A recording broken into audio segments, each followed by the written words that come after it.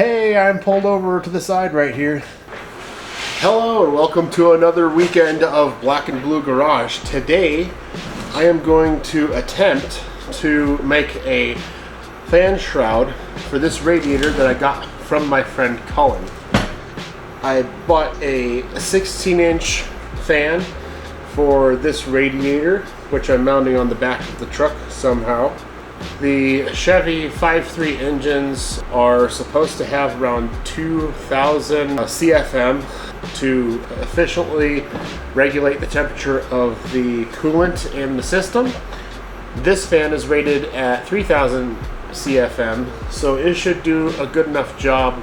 Now, even if the claims are wrong and it's only running at about 66%, that will bring me down to the 2,000 CFM that I am looking for.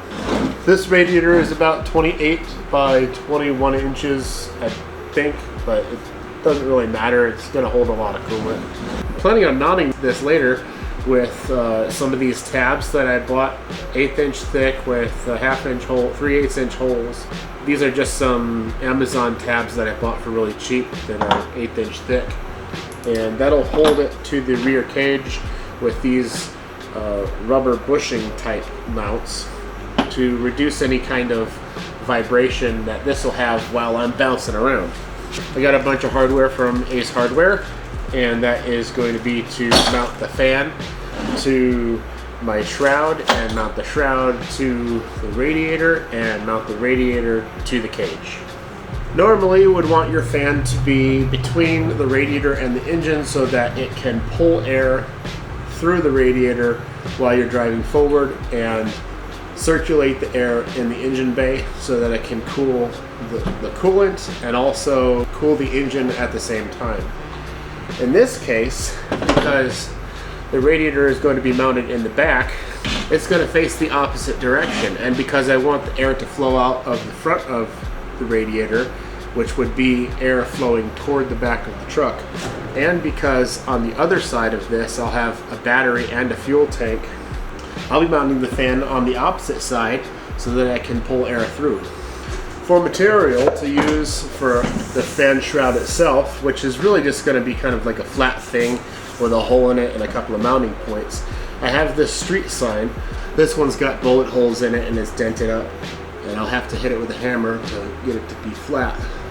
Originally, I was going to use this side because it's nice and aluminum and it'll look like all the other ones that you can buy on Jegs Racing or Speedway or Amazon.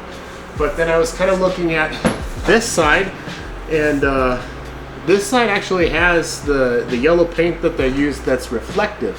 Let's say they're losing my lights while I'm trying to go wheeling off-road, or I have to pull off to the side of a trail and I've got people coming up behind me. This will be reflective enough to where they can see that there's something going on there. So I think the next thing is to get my hammer out and flatten out some of these spots that have pushed through where people have shot this with various projectiles. We are working with 19.5 inches from the edge of this mounting surface and this one, and 22 and 3/8 wide as far as the coils are.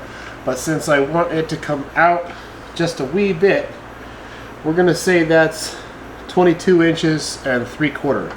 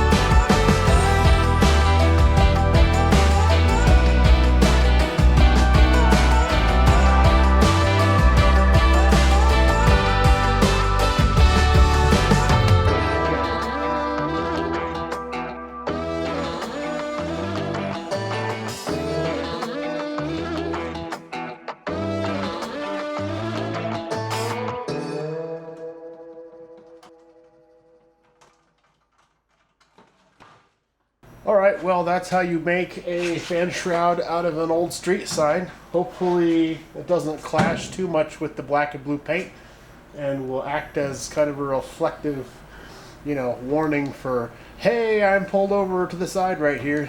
Anyways, it's not 100% perfect. I got the radiator for free. Someone gave me the sign for free. I bought the fan shroud for fairly cheap, and I bought the hardware from Ace Hardware. Anyways, watch some of these videos. It's 100% not perfect, but I like it.